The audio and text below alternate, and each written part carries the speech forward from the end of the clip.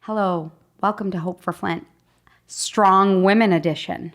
I'm your host, Kristen Wolasnovich, here with my dear, sweet friend, movie producer, County Young. Hello. Hi. How are you? I'm good. How are you? I'm doing well. So this is kind of an outlier show because usually Hope for Flint includes like leaders or, educators, children, everyone integrated within the community who are moving the needle for the city.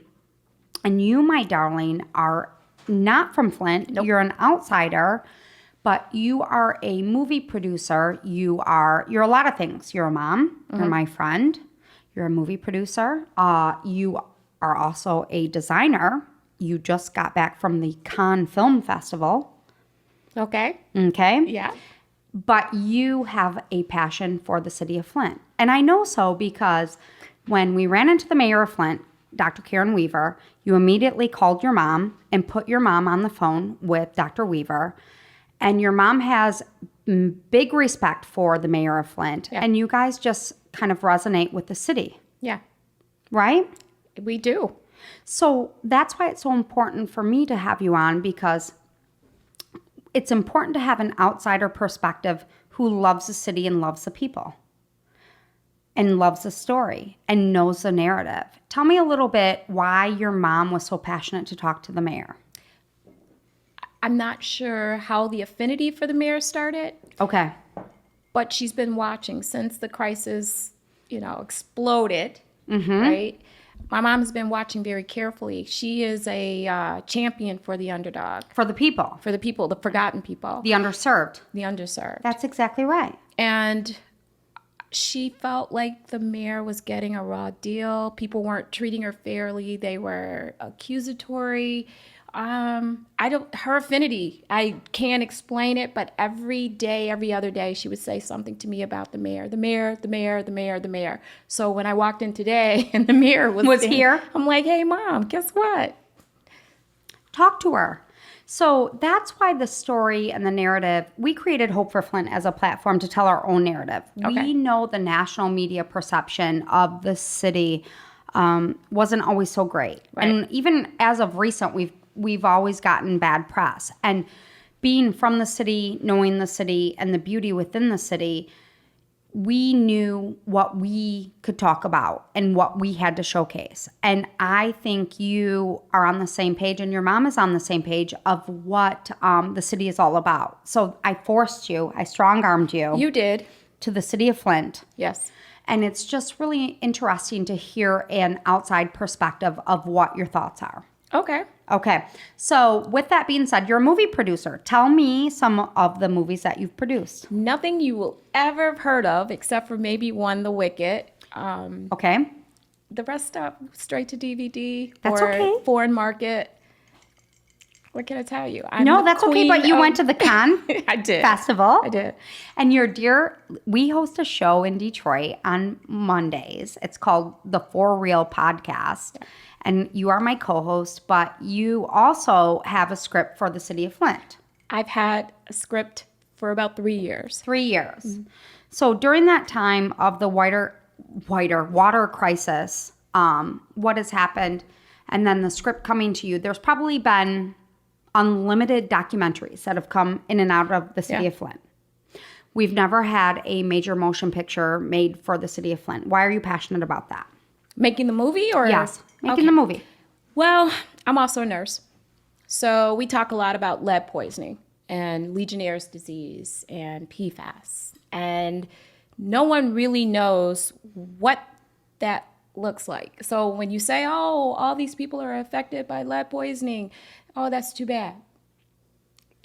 What does it look like, though? What does that mean? That means, so I was curious as to what the day in the life of someone that has lead poisoning was like. So I developed these 5 characters because being a nurse, I know some of the fallout from lead poisoning. So what does it look like when you are a young woman trying to have a baby, but you can't because you've been poisoned by the water that you're drinking to save your life? That they're telling you is okay to drink. You're drinking water. That's what we do. We drink water. You never in your wildest dreams Would you ever think? you're drinking something that's literally taking your life, and people know about it. But beyond that, because there's all these documentaries about what happened and who did what. We know the story. We know the story about all the water that comes in and all the celebrities that contribute. But what is it like for the people that have lead poisoning or are dying from Legionnaires, or who have died, or people that have loved ones that are affected by this? What does it look like every day? So we have movies and sitcoms about family and their lives. What does that Real mean? life. Real life. So what does that look like for people in Flint? What does it mean when you're 80 and you have to pick up water every day to drink, but you're 80 with no car? You're a senior. What does that look like? And that's so funny you mentioned the 80-year-old, because that was a demographic that was forgotten during the water crisis. We talked about the kids, which is so important and vital, and then the community. But I think the senior citizens within the community were a forgotten demographic. So were the homeless. Yes. So were the homeless. You're exactly right.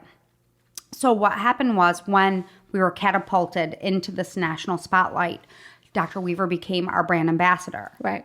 She became the face Yes. within hours of taking her role as mayor of Flint, Michigan, which initially her legacy was becoming the first woman, African-American woman, to take the role as mayor of Flint.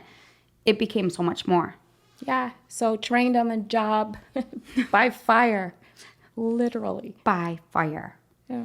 Yeah, you're exactly right. So to me, to hear an outsider's perspective, because you were born and raised Chicago. in Chicago, Illinois. You've been in Michigan for some time, raised kids in Southeast Michigan. Yes. And now becoming in the movie business, Flint became a very important, I can't put words in your mouth, but it became a subject for you. So the curiosity. So Flint at some point in history was a thriving town. The auto industry brought in wealth, right? Prosperity. There were big, beautiful homes and people doing well. And then all of a sudden, Flint is in the news, and it's. So what happened was, when you're exactly right. So these were some of the top schools in the country. They had classes of 600 to 700 children. Right.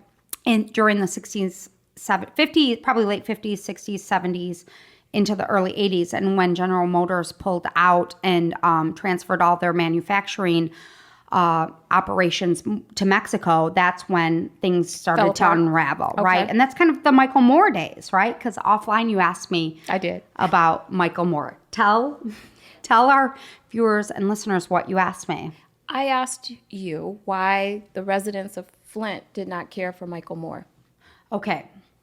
So I can't answer for the residents of Flint, but I'm saying when Roger and Me came out, that was such a historical time. It was a documentary in its infancy before documentaries became mainstream. Okay.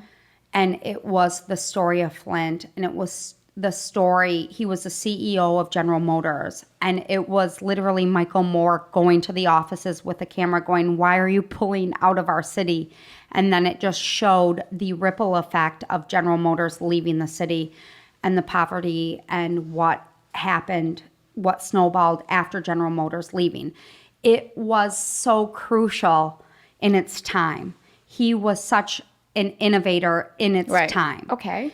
And what he said, his voice, and that documentary changed the whole narrative and documentaries as a whole. Okay. And for our city. And I think at that time, he was a hero, right? Michael Moore was a hero. He became the voice of the city. It was like, wow, he put pen to paper. Okay. It was tangible for our city. Then I think what happened over time, and maybe, I can't speak for the city, but I think what happened was he became such a political voice, and then he became, I don't know what they see as perhaps an extremist, maybe. I think it transitioned that his voice was very loud and then something shifted. So he started out as a champion for the city. Mm-hmm. He's going to expose... Not a champion. Okay. Well, it was a champion, but I think he showcased and videoed what was happening. So it's not necessarily a champion. I think he videoed what was the reality of our city. Okay, so he showed the world state of the city, what it looked like in Flint after GM pulled out. Yes. That's what you're saying. Okay, so then what happened that people turned on him? What happened was, I think he received global coverage. Okay. And he was very glorified, which he should have been, because he showcased what the city was, the state of the city at that time. And then I'm unsure if he needed to continue to be in the spotlight, and maybe his voice became more, oh gosh, now you're putting me on the line. Okay. I think maybe his voice became more controversial. Okay. Right? For him to continue to maintain that spotlight. I don't know if he got catapulted into national coverage and then wanted to maintain it, and then his narrative changed so he could continue to be in it, and it became more and more controversial. That didn't necessarily represent the city. So he originally represented the city, and then he became so extreme that it wasn't our representation anymore. Okay. So when I'm with this script that I'm talking about, Yes. I was very nervous when I first started, because I wanted it to be true. I wanted, when you looked at it, if you were from Flint, I wanted you to say, yeah, that is absolutely the way it is. That's absolutely the way it looks. That's absolutely the way it happened. I wanted to represent the people, and I wanted it in an honest way, but I also didn't want to do what every other documentary has done. Even though they're exposing the detriment that happened to Flint, they're also showing the ugly part of Flint. There's got to be some beauty here, right? Massive beauty. I've not seen it. So that was, I wanted to incorporate that into the beauty. script. Some of Yes. the beauty. Now, there's a lot of damage. There's a lot of heartache. There's a lot of hardship. The place is falling apart, but there's still joy and beauty here. And I wanted, You were going to showcase that. I want to showcase that, but at the same time, I wanted to tell the truth. So I didn't want people to be angry. I didn't want anyone to feel like, okay, so she made a movie about our city and she's showing the crime in the street. She's showing all the ugly about Flint. It has been a challenge over the last 2 years to incorporate all of this into a script, make it fair, make it true. And tell the story. And tell a story. With integrity. With integrity, and I want people to be proud of it, because I'm not from here. I'm not from here. And that's why you're on Hope for Flint right now, because I know the premise of the script. You are telling our story. I am. Good. You are. And when you tell me the characters and you tell me the description and you tell me their lives, you are hitting the nail on the head. And with the massive struggle comes massive strength. And you have beyond hit gold standard of what the city is. Good. And I think it's continuous. Like you said, we know the line items. We know what happened. We know what has happened to progress. And you're like a Detroit kid, like, right, 20 some years in the suburbs of Detroit. Flint is a sister city of Detroit. We are on the uptick like you were. You saw the decline of Detroit. You saw the resurgence. We are at the resurgence. We are starting to uptick like nothing anyone has seen before. We have adjusted sales.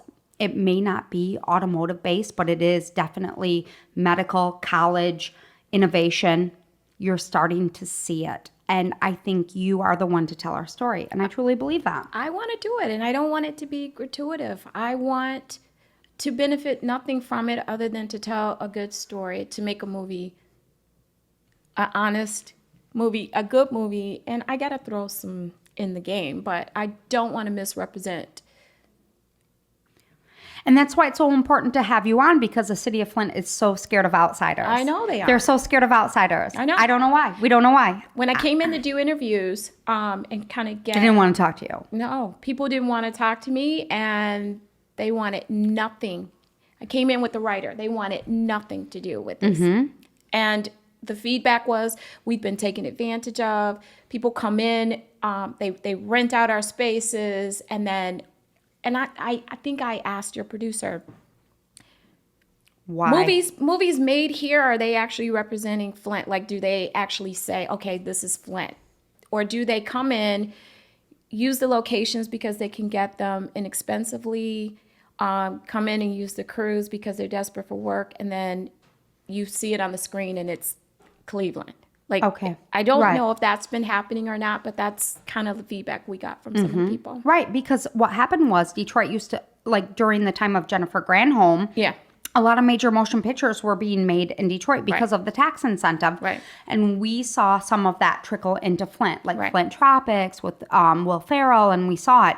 And that's the question you have. And I think that the movie industry, we see the documentaries. Like, we walk the streets of Saginaw Street and we see photographers all the time. Right. And we just, naturally assume it's going to be a documentary. Seriously. I'm being honest. I'm being real.